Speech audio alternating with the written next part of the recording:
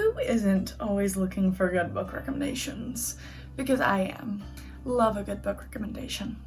Hey all, welcome back to my channel. Hi, hello, how are you? How has your week been? So, in my mind, there are 3 categories of books when it comes to spiciness. There are spicy books, open door books, and these, there are spice scenes in the book and they are explained in detail. Then we have closed door books, which means that the spiciness is implied but not explicitly described within the book.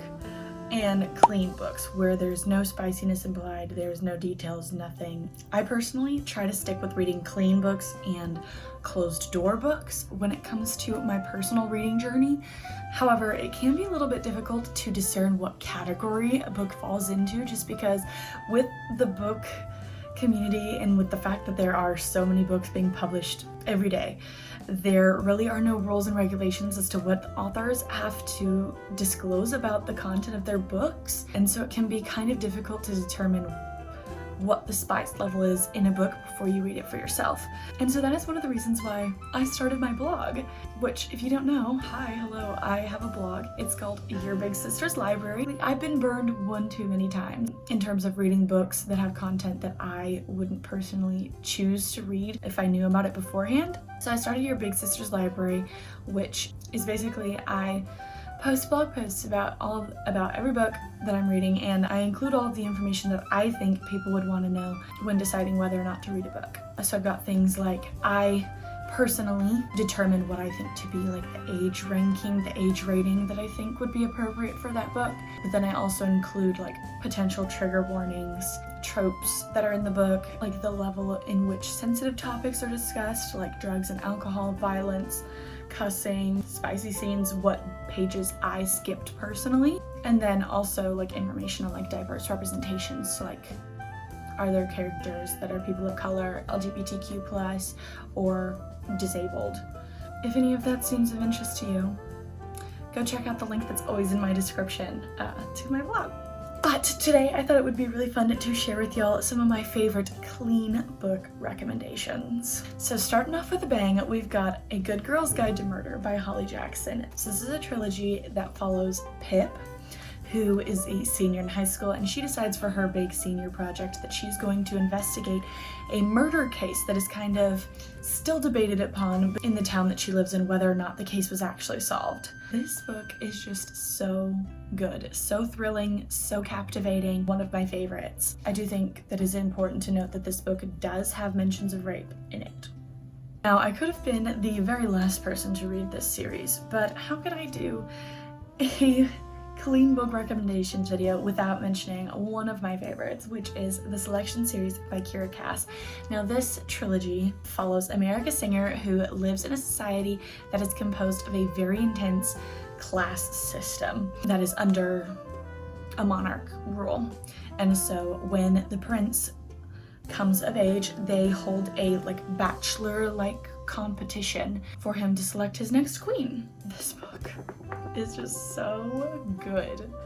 Kira Cass really does a really great job at developing a relationship between the love interests that you can really believe in. I'm kind of thinking I might do a reread soon, actually.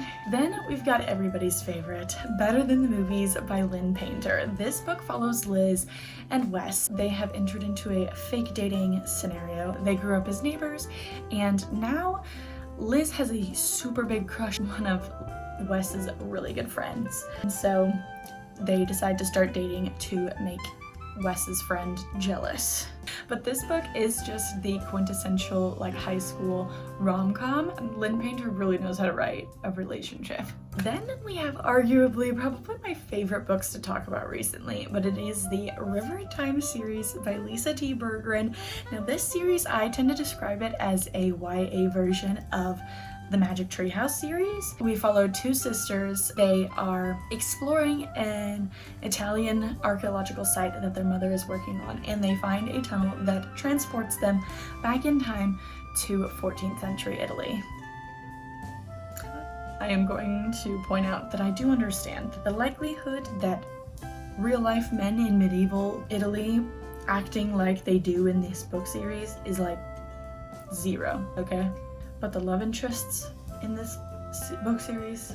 They are amazing. And then we have the Caraval series. We all know how much I loved the Caraval series when I first read it at the beginning of this year, but this trilogy also follows two sisters, Scarlett and Donatella, as they navigate the world of Caraval, which is kind of like, it's like a mix between a traveling circus and like an escape room scavenger hunt, because like you can come and you can watch the game as a spectator, or you can participate and like follow all these clues to find the prize to win the game. But this series is so magical, and Stephanie Garber really just paints such a beautiful picture and is so descriptive in her language that you can really see exactly what she's talking about in your head, and it's so good. Then lastly for this video, I'm going to suggest the Princess Diaries series.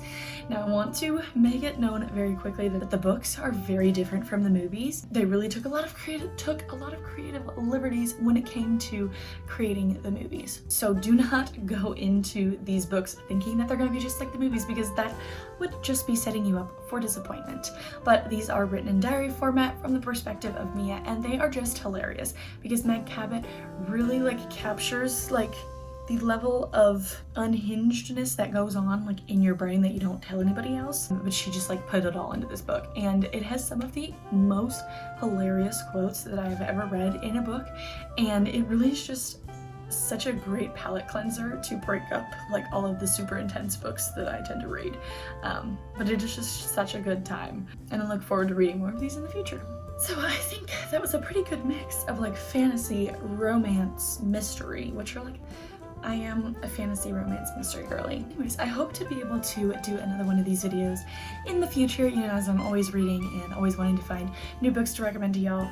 But that is all I have for you guys today. If you enjoyed this video, please give it a thumbs up to let me know that you guys enjoy this type of content. Please comment down below any of your favorite clean book recommendations, because as I said before, I'm always looking for recommendations from other people. And subscribe to my channel for more bookish content in the future. I hope you'll have a lovely rest of your week, and I will see you guys next time.